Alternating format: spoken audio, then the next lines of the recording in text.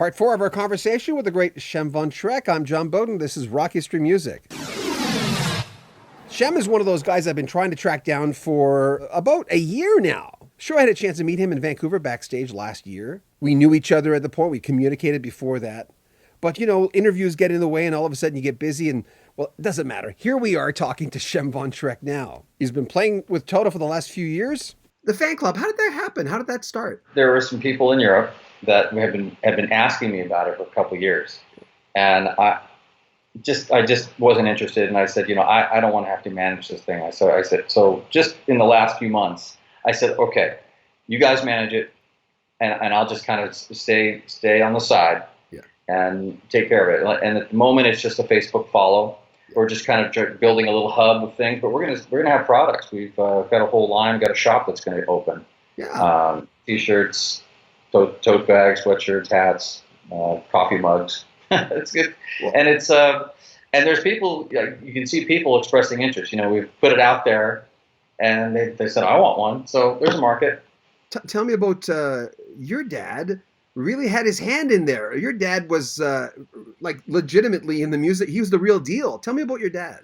My dad, from New Jersey, grew up around Frankie Valli and the Four Seasons. Those guys got noticed. You know, I don't know if you know who Charlie Colello is.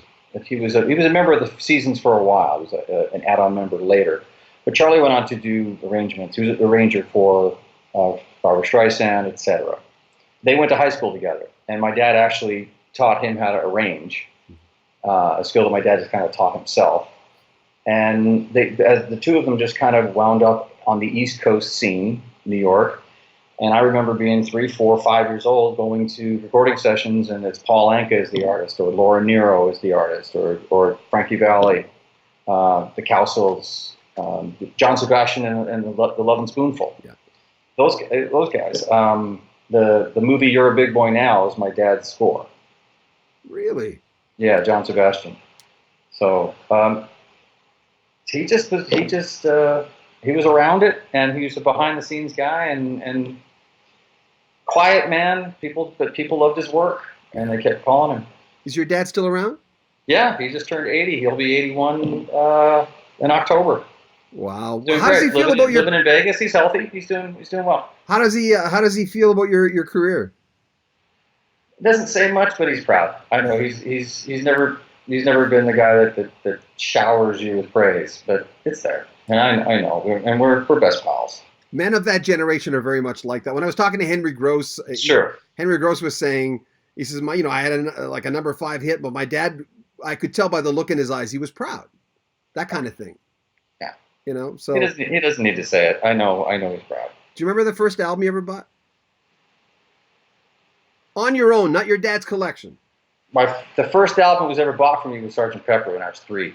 Just my dad bought 2 copies, one for me and one for him. So right there you can tell what kind of dad he was trying to share that. But the first LP that I bought with my own money. I'm going to say Earth, Wind & Fire's I Am. Really? Yeah.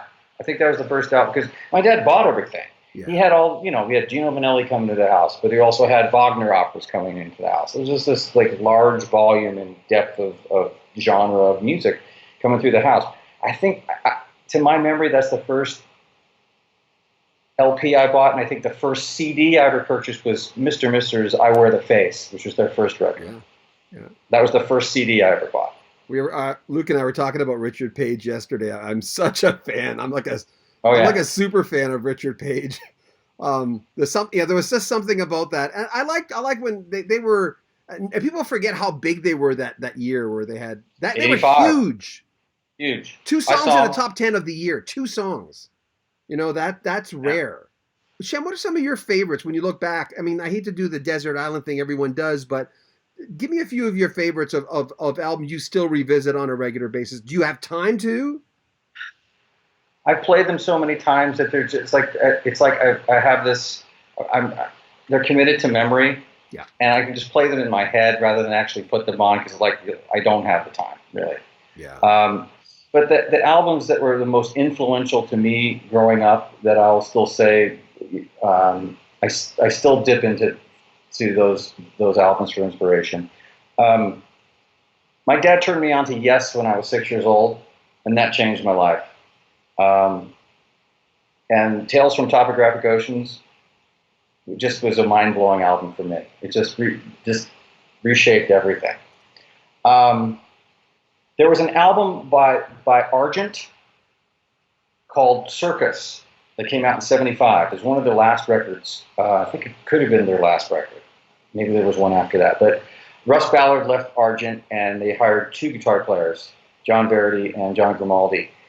That album, it's a concept record. All the songs are high wire, trapeze, right? Rod wouldn't release anything as a single, that album, because it was a concept record. But my dad's song publisher was also Rod's song publisher. So my dad got a promotional copy of the album, brought it home. That album changed my life when I was 10. And actually just listened to it. That I actually listened to. There you go. Audibly, I would say a couple months ago. I tried to get an interview with Rod. Rod's one of my favorite musicians ever. He's one of my favorites of all time, and I want him to know that.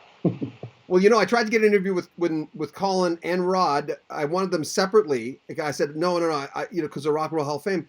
And they said, no, you have to have them together. I said, no. I want to talk to, I've got a lot of stuff to ask Rod about, right? And they said, no, you have to do it together. And then I lost the opportunity, and I went, oh my God. Yeah, well, he's a god to me. He's amazing. God. He's crazy. He's wired like I can't understand it. Yeah, he put out a record that was just him at grand piano called Classically Speaking, or something. I think that's what it's called. It's some brilliant original compositions that you can't believe it's him. You think it's like Rachmaninoff or something. It's really wonderful stuff.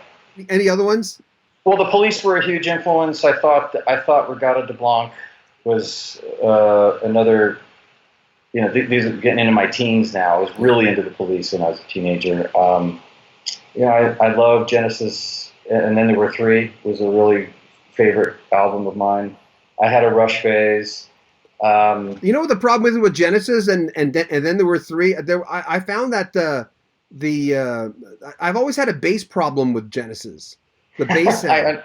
Right. As a bass player, you think that would bother me, but there's something about the composition of that record. The songs were special.